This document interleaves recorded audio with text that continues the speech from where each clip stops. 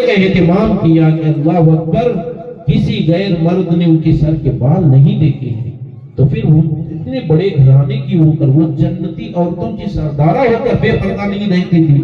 تو ہمارے اعمال تو ایسے نہیں ہے کہ ہم اپنے آپ کو جنتی تصور بھی کر سکیں۔ دن و رات ہمارے نگاہوں سے گناہ ہوتے ہیں، زبان سے گناہ ہوتے ہیں، ہاتھ سے ہوتے ہیں، تو پھر ہمارا انجام کیا ہوگا اگر بے پردہ رہیں گی؟ تو اس لیے کوشش کریں جشن عید میلاد النبی صلی اللہ علیہ وسلم سے ایک پیغام سبق حاصل کریں کہ آج کے بعد ہم حضور صلی اللہ علیہ وسلم کا یہ ہم پر احسان ہے کہ حضور کی آمد سے عورتوں کو عزت ملی ہے، عورتوں کو شہرت ملی ہے، عورتوں کا مرتبہ بلند کیا گیا ہے۔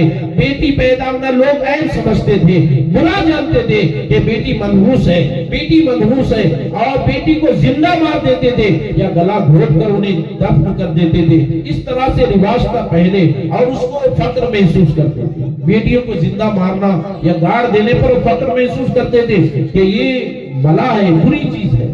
اب ان بیوقوفوں کو اتنا بھی معلوم ہے کہ یہ بھی پیدا ہوئے تو کسی ماں اور کسی بیٹی سے پیدا ہوئے، یہ تھوڑی ایسا کہ ڈائریکٹ آئے ہیں، یہ بھی تو کسی ماں بیٹی سے پیدا ہوئے، لیکن اتنی بھی عقل نہیں تھی اس وقت، وہ زمانہ تھا۔ لیکن حضور صلی اللہ علیہ وسلم نے بیٹیوں پر اتنا احسان فرمایا کہ جس نے 3 بیٹیوں کو جنم دیا اور ان کی اچھی پرورش کی اور اچھے جگہ نکاح کیا، اللہ اسے جنت عطا فرمایا۔ سبحان اللہ، سبحان اللہ۔ آپ ذرا دیکھیں، صحابہ بیٹی پیدا ہونے پر فخر کرنے لگ گئے کہ حضور نے بیٹی پیدا ہونے پر جنت کی خوشخبری عطا فرمائی۔